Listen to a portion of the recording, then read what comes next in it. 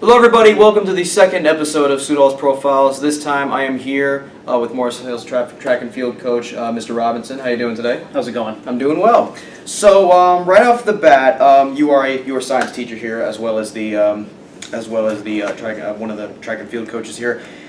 You were born to a dad who was a math and a science teacher. How much did that influence you to your future career? I mean, I grew up going to school before everybody else was there, so every morning I would ride into school, and you know, I come from a family of educators, and so I think it probably had a big influence on me because I liked school. Yeah, right. You know, and it was kind of like a second home for me. Nice. What were your other family members' subjects? You know, home ec.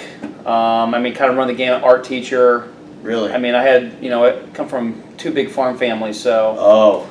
So a lot of people. Speaking of farm, you're from that part of Pennsylvania, yep, where it's essentially nothing but farmland. You went to a junior-senior high school, which is 400 kids spread throughout 6 grades. What was that like? Like how many were in your graduating class? I mean, we had 93 students graduated in 1993. So that's why that was kind of just the way it worked out. That's something you remember. Yeah. So we were pretty proud of that we kind of just happened to hit the number. But you know, very very small, very rural school.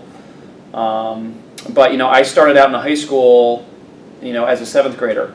Yeah. So how was that? You know, it's intimidating at first, but it kind of forces you to grow up pretty quick. Yes. You know, so when you were a freshman, you already had been there for 2 years. Yeah, technically. So it wasn't. You just made that adjustment earlier.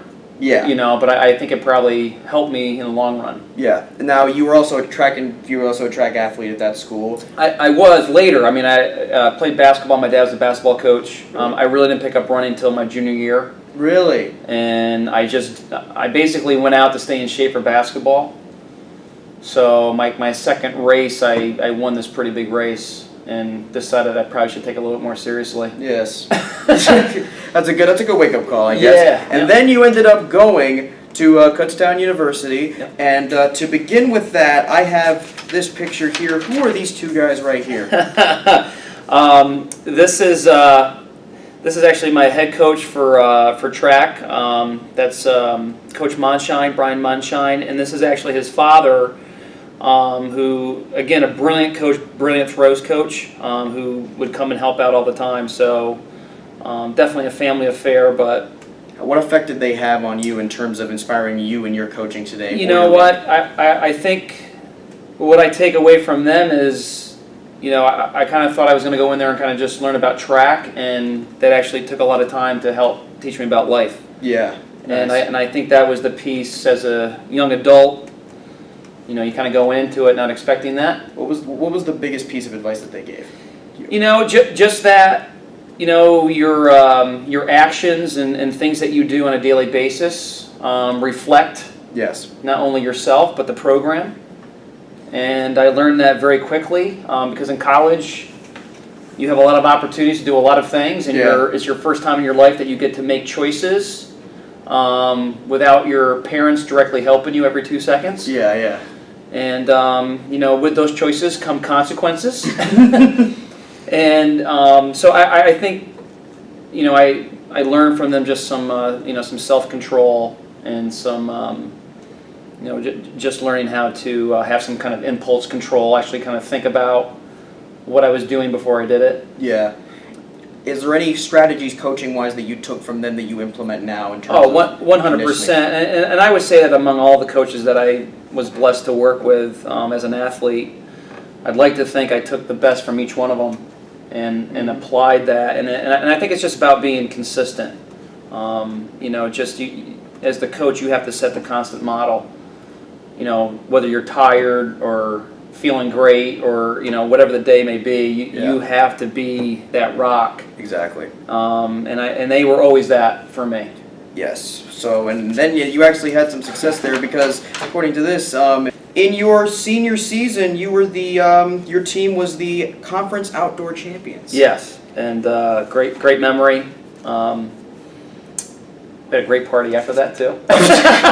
Are we allowed to talk about that? Well, I mean, it was just a great experience. I mean, a lot of hard work goes into that. Yeah.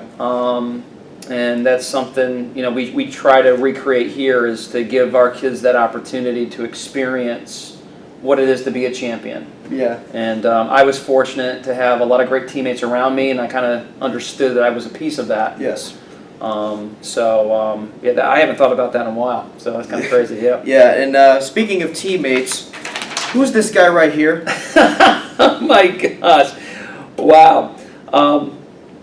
This was an individual who actually transferred his senior year. So I was Transferred from Virginia, correct? He had transferred from Virginia, and I was blessed because he made me a better runner. Yeah. I was the top runner my senior year, and he came in and really challenged me the entire way. So this is Brian Harris. Wow, I developed a really close relationship for just knowing him for a year. Yeah. But just made me a better runner. I mean, in what sense? Challenged me. Yeah. You go into it, you're the top guy, and then all of a sudden, here's a Division I guy. You're a D2, D3? We were D2. Yes. And a very good Division II, but yes. he had Division I experience, and he just kind of kept me honest every day. I had someone on my hip challenge me every day, and even in the races and whatnot, and we had a lot of respect for each other. What about this guy here? No. I covered the name. Oh, I'm sorry. I was just getting the whole thing. Yeah, I haven't seen him in a long time either.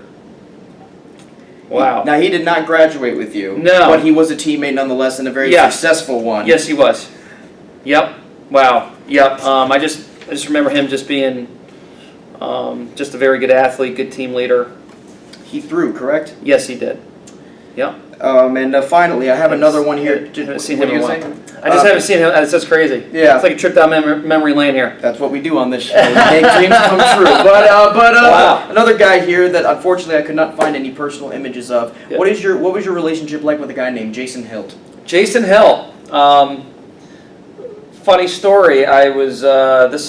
We had a training session through our science department, and the presenter, she was up there doing her thing and whatever, and she was talking about that she was from Pennsylvania, and I kind of asked whereabouts, and she said close to the Kutztown area, and I said, well, I went to Kutztown University. She goes, oh, I said, my husband was a part of the track and field team. And I'm like, well, who's your husband? And she said, well, my husband is Jason Hill. And I just started laughing because that was my teammate. Yeah. Now, what events did he run? So he was middle distance. Okay. So 800,000, and just very talented, and obviously one of our better guys. But I just remember him just putting the work in and being quick and getting the job done. Now, speaking of putting the work in, you obviously put the work in the classroom because you graduated magna cum laude from Kutztown. Yep. What was that like for you to have such success as a runner in college, but also to have such success in the classroom? I think coming from very rural Pennsylvania, I knew I had an opportunity. Not everybody from Bradford County goes to college. It's just, and there's nothing wrong with that. I mean, a lot of people, they stay on the farm, and that's their livelihood, and I knew how difficult that was. So for me, going to class and getting good grades, compared to that, was easy. So I made it a point, I'm like, I'm paying for this, and my parents are helping me out a little bit as well, but I was there to be a student. Yes. And my dad kind of put it in perspective for me. He said, someday you're going to be up in front of the classroom, and you can't fake it. Right. The kids know when you don't know. Yes. And that maybe scared me a little bit. But I think I went in, I kind of figured out very quickly that it wasn't just about getting good grades. I had to actually know the stuff. Mm-hmm. And then when you know it, then you're going to get good grades. So my focus changed because I kind of knew I was going to be a teacher, and I knew I couldn't fake it. Yeah. Now, did you also know from that time that, hey, once I do get to high school or once I do get to whatever I get to, I want to be a coach for track and field? Yeah, I just saw that was my dad's life, and I saw him influence a lot of people. Definitely influenced me. Yeah. I got a double shot, as he was my coach, but also my dad. Yeah. How was that? Yeah, it was pretty. I was very fortunate. I had somebody who was able to juggle both, and I have a lot of respect for him in that nature. But he modeled for me all the time what it was to be just a great person, and in that, great teacher and great dad and great coach. So I was constantly modeled for me. So I was fortunate. Yeah. But it inspired me to say, hey, you know what? He spent 30 years of his life kind of helping kids, and I thought, wow, that's pretty rewarding. So I kind of set out to really try to do that job and kind of honor, what my family had given to me. Yeah. So that it's important to me. Yeah. I want to serve kids, and I want to do it my very best of my ability. So the final question I have for you is, you're in the New Jersey Coaches Hall of Fame for what you've done here, and you're an AP teacher, and which means that you're teaching very intelligent kids. What is the most common philosophy that you have between your coaching and your teaching when it comes to your students and or athletes? I mean, to be a great teacher, you really need to be a great coach, and to be a great coach, you need to be a great teacher. So they both feed each other, and I saw that with my dad. It made him better and more effective in the classroom, because coaching teaches you great patience. But teaching does as well, and they really go hand in hand. So I work hard to be a coach in the classroom. I'm there not just to teach, but I'm also there to motivate. And I think if you take that approach, I have kids in the classroom. They work hard because some of them really they don't want to disappoint me, and that's okay. Yes. Because we have a team. I really try to create a team-like atmosphere in the classroom. Correct. But there's things that I can teach up on the field and up at the track that I can't teach in the classroom. There's certain things that just come to the forefront that I think are very worthwhile for the kids to understand, just in terms of like discipline, hard work, all those things. So I just find, like I said, one kind of feeds the other. I believe I wouldn't be as good of a teacher if I wasn't a coach, and I wouldn't be as good of a coach if I wasn't a teacher. And I think, but I pride myself in being a teacher first. That's a great thing right there. So I think that's what I've learned from my coaches, is that all of them were teachers. Yes. Okay. And I constantly want to get better, and I've been fortunate to have great teachers and colleagues around me too.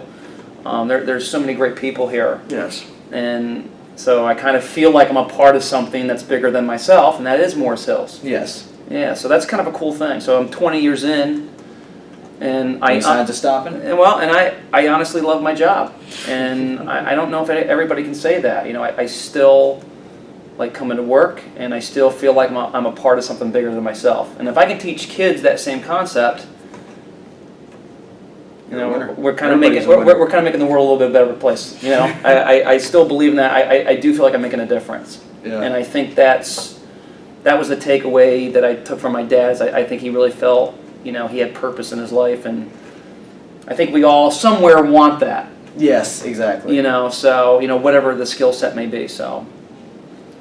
Well, this was a very purposeful interview. It's all good. Yeah. So, thank you very much for joining me today, and we'll see you guys on the next episode of Sudol's Profiles. You never know what we're gonna have on the show. We make dreams come true. See you next time.